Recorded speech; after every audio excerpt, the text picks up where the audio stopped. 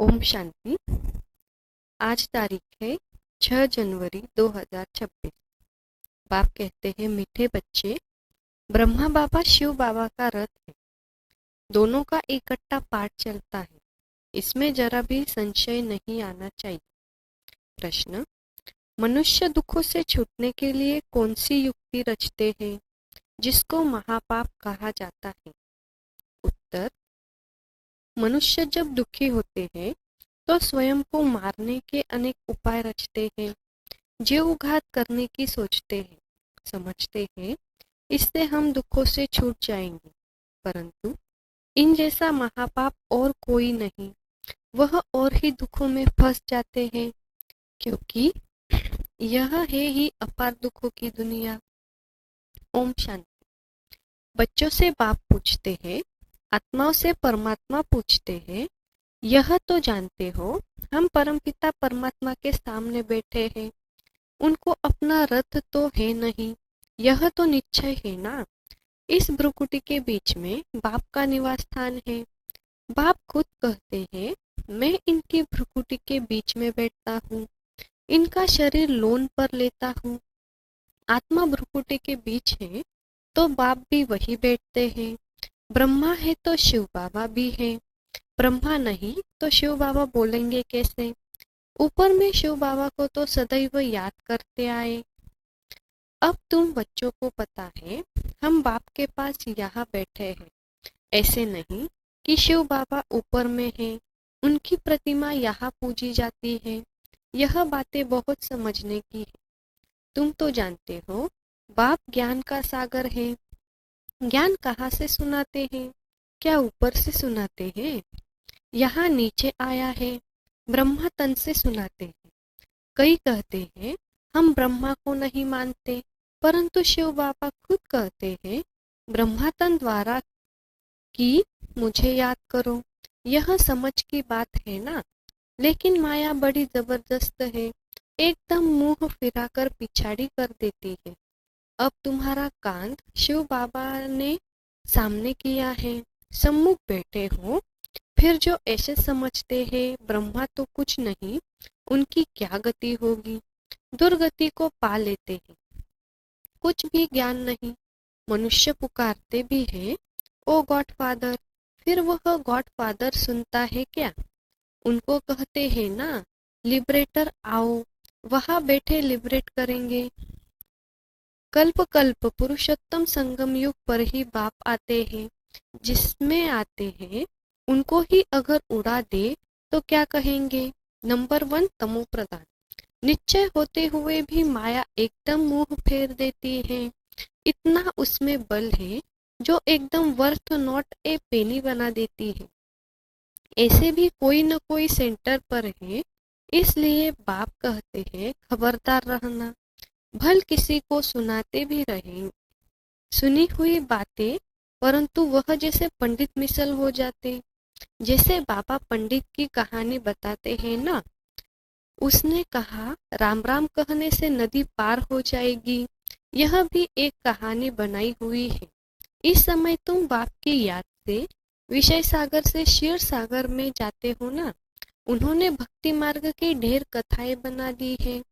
ऐसी बातें तो होती नहीं, यह एक कहानी बनी हुई है। पंडित औरों को कहता था, खुद बिल्कुल चट खाते में, खुद विकारों में जाते रहना और दूसरों को कहना निर्विकारी बनो। उनका क्या असर होगा? ऐसे भी ब्रह्म कुमार कुमारियां है, खुद निश्चय में नहीं, दूसरों को सुनाते रहते हैं। इसलिए कहाँ कहाँ सुनाने वाले से भी सुनने वाले तीखे चले जाते हैं।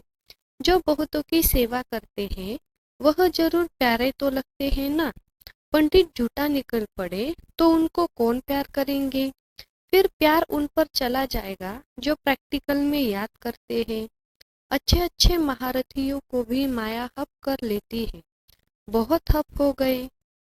बाबा भी समझाते हैं, अभी कर्मातीत अवस्था नहीं हुई है। एक तरफ लड़ाई होगी, दूसरी तरफ कर्मातीत अवस्था होगी। पूरा कनेक्शन है। फिर लड़ाई पूरी हो जाने से ट्रांसफर हो जाएंगे। पहले रुद्रमाला बनती है, यह बातें और कोई नहीं जानते। तुम समझते हो विनाश सामने खड़ा है। अब तुम हो माइनॉरिटी, वह है मेजॉरिटी। तो तुमको कौन मानेगा? अब तुम्हारी वृद्धि हो जाएगी, फिर तुम्हारे योग बल से बहुत खींच कर आएंगे। जितना तुमसे जंक निकलती जाएगी उतना बल भरता जाएगा। ऐसे नहीं, बाबा जानी जाननहार है। यहाँ आकर सबको देखते हैं, सबकी अवस्थाओं को जानते हैं। बाप बच्चों की अवस्था को नहीं जानेंगे क्या? सब कुछ मालूम पड़ता है। इसमें अंतर्यामी की कोई बात नहीं। अभी तो कर्मातीत अवस्था हुई नहीं है। आसुरी बातचीत, लगन आदि सब प्रसिद्ध हो जाते हैं। तुम्हें तो दैवी चलन बनानी है। देवताएं सर्वगुण संपन्न है ना, अब तुमको ऐसा बनना है। कहा वह असुर, कहा देवताएं, परंतु माया किसी को भी छोड़ती नहीं है। छुई मुई बना देती है, एकदम मार डालती है। पास सीढ़ी है ना, देह अभिमान आने से ही ऊपर से एकदम नीचे गिरते हैं। गिरा और मरा। आजकल अपने को मारने के लिए कैसे कैसे उपाय रचते हैं। 21 मंजिल से कूदते हैं तो एकदम खत्म हो जाए। ऐसा न हो फिर हॉस्पिटल में पड़े रहे, दुख भोगते रहे। 5 मंजिल से गिरे और न मरे तो कितना दुख भोगते रहेंगे। कोई अपने को आग लगाते हैं, अगर कोई उनको बचा लेते हैं तो उनको कितना दुख सहन करना पड़ता है। जल जाए तो आत्मा तो भाग जाएगी ना, इसलिए जीवघात करते हैं, शरीर को खत्म कर देते हैं। समझते हैं शरीर छोड़ने से दुखों से छूट जाएंगे, परंतु यह भी महापाप है और भी अधिक दुख भोगने पड़ते हैं, क्योंकि वह है ही अपार दुखों की दुनिया, वहाँ है अपार सुख। तुम बच्चे समझते हो अभी हम रिटर्न होते हैं, दुखधाम से सुखधाम में जाते हैं। अब बाप जो सुखधाम का मालिक बनाते हैं उनको याद करना है। इन द्वारा बाप समझाते हैं चित्र भी है ना, ब्रह्मा द्वारा स्वर्ग की स्थापना। तुम कहते हो बाबा हम अनेक बार आपसे स्वर्ग का वर्षा लेने आए हैं। बाप भी संगम पर ही आते हैं, जबकि दुनिया को बदलना है। तो बाप कहते हैं मैं आया हूँ तुम बच्चों को दुख से छुड़ाकर सुख की पावन दुनिया में ले जाने। बुलाते भी हैं, हे पतित पावन। यह थोड़ी ही समझते हैं कि हम महाकाल को बुलाते हैं कि हमको इस छी छी दुनिया से घर ले चलो। जरूर बाबा आएगा, हम मरेंगे तब तो पीस होगी ना। शांति शांति करते रहते हैं, शांति तो है परम धाम में, परंतु इस दुनिया में शांति कैसे हो जब तक इतने ढेर मनुष्य हैं। सतयुग में सुख शांति थी, अभी कलयुग में अनेक धर्म है। वह जब खत्म हो तब एक धर्म की स्थापना हो, तब तो सुख शांति हो ना। हाहाकार के बाद ही फिर जय जयकार होगी। आगे चल देखना, मौत की बाजार कितना गर्म होता है। विनाश जरूर होना है। एक धर्म की स्थापना बाप आकर कराते हैं, राजयोग भी सिखाते हैं। बाकी सब अनेक धर्म खलास हो जाएंगे। गीता में कुछ दिखाया नहीं है। 5 पांडव और कुत्ता हिमालय पर चले गए, फिर रिजल्ट क्या? प्रलय दिखा दी है। जलमयी भल होती है, परंतु सारी दुनिया जलमयी हो नहीं सकती। भारत तो अविनाशी पवित्र खंड है, उसमें भी आबू सबसे पवित्र तीर्थ स्थान है, जहाँ बाप आकर तुम बच्चों के द्वारा सर्व की सद्गति करते हैं। दिलवाला मंदिर में कितना अच्छा यादगार है, कितना अर्थ सहित है, परंतु जिन्होंने बनाया है वह नहीं जानते हैं। फिर भी अच्छे समझू तो थे ना। द्वापर में जरूर अच्छे समझदार होंगे, कलयुग में होते हैं तमो प्रधान, द्वापर में फिर भी तमोबुद्धि होंगे। सब मंदिरों से यह उच्च है जहाँ तुम बैठे हो।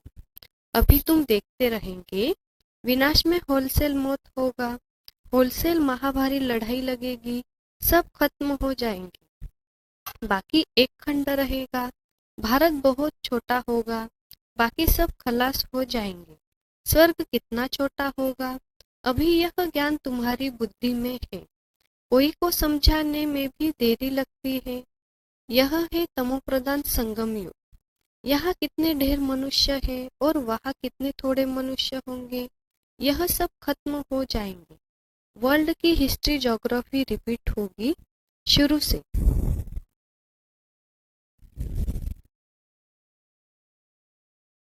जरूर स्वर्ग से रिपीट करेंगे, पिछाड़ी में तो नहीं आएंगे। यह ड्रामा का चक्र अनादि है जो फिरता ही रहता है। इस तरफ कलयुग, उस तरफ है सतयुग। हम संगम पर है, यह भी तुम समझते हो। बाप आते हैं, बाप को रथ तो जरूर चाहिए ना, तो बाप समझाते हैं अभी तुम घर जाते हो, फिर यह लक्ष्मी नारायण बनना है तो दैवी गुण भी धारण करने चाहिए। यह भी तुम बच्चों को समझाया जाता है। रावण राज्य और राम राज्य किसको कहा जाता है? पतित से पावन, फिर पावन से पतित कैसे बनते हैं, यह खेल का राज बाप बैठ समझाते हैं। बाप नॉलेजफुल बीज रूप है ना, चैतन्य है, वही आकर समझाते हैं। बाप ही कहेंगे सारे कल्प वृक्ष का राज समझा, इनमें क्या क्या होता है, तुमने इसमें कितना पार्ट बजाया है। आधा कल्प है देवी स्वराज्य, आधा कल्प है आसुरी राज्य। अच्छे अच्छे जो बच्चे हैं उन्हों को बुद्धि में नॉलेज रहती है। बाप आप समान बनाते हैं ना। टीचर्स में भी नंबरवार होते हैं, कई तो टीचर होकर भी फिर बिगड़ पड़ते हैं। बहुतों को सिखाकर फिर खुद खत्म हो गए। छोटे छोटे बच्चों में भिन्न भिन्न संस्कार वाले होते हैं। कोई तो देखा नंबर 1 शैतान, फिर भी परिस्तान में जाने लायक। कई है जो न ज्ञान उठाते न अपनी चलन सुधारते, सबको दुख ही देते रहते हैं। यह भी शास्त्रों में दिखाया है कि असुर आकर छिपकर बैठते थे। असुर बन कितनी तकलीफ देते हैं। यह तो सब होता रहता है। ऊंच ते ऊंच बाप को ही स्वर्ग की स्थापना करने आना पड़ता है। माया भी बड़ी जबरदस्त है। दान देते हैं फिर भी माया बुद्धि फिरा देती है। आधा को जरूर माया खाएगी, तब तो कहते हैं माया बड़ी दुस्तर है। आधा कल्प माया राज्य करती है तो जरूर इतनी पहलवान होगी ना। माया से हारने वाले की क्या हालत हो जाती है। अच्छा, मीठे मीठे सिकिलदे बच्चों प्रति माँ पिता बाप दादा का याद प्यार और गुड मॉर्निंग। रूहानी बाप की रूहानी बच्चों को नमस्ते। हम सभी रूहानी बच्चों की रूहानी माता पिता बाप दादा का याद प्यार, गुड मॉर्निंग, नमस्ते, शुक्रिया बाबा, शुक्रिया। ओम शांति। धारणा के लिए मुख्य सार है। 1. कभी भी झुईमुई नहीं बनना है, दैवी गुण धारण कर अपनी चलन सुधारनी है। 2. बाप का प्यार पाने के लिए सेवा करनी है, लेकिन जो दूसरों को सुनाते वह स्वयं धारण करना है। कर्मातीत अवस्था में जाने का पूरा पूरा पुरुषार्थ करना है। आज का वरदान है, साकार रूप में बाप दादा को सम्मुख अनुभव करने वाले कंबाइंड रूपधारी भव। साकार रूप में बाप दादा को सम्मुख अनुभव करने वाले कंबाइंड रूपधारी भव। वरदान का सार है, जैसे शिव शक्ति कंबाइंड है, ऐसे पांडवपति और पांडव कंबाइंड है। जो ऐसे कंबाइंड रूप में रहते हैं उनके आगे बाप दादा साकार में सर्व संबंधों से सामने होते हैं। अभी दिन प्रतिदिन और भी अनुभव करेंगे कि जैसे बाप दादा सामने आए, हाथ पकड़ा, बुद्धि से नहीं आंखों से देखेंगे, अनुभव होगा। लेकिन सिर्फ एक बाप दूसरा न कोई, यह पाठ पक्का हो, फिर तो जैसे परछाई घूमती है ऐसे बाप दादा आंखों से हट नहीं सकते, सदा सम्मुख की अनुभूति होगी।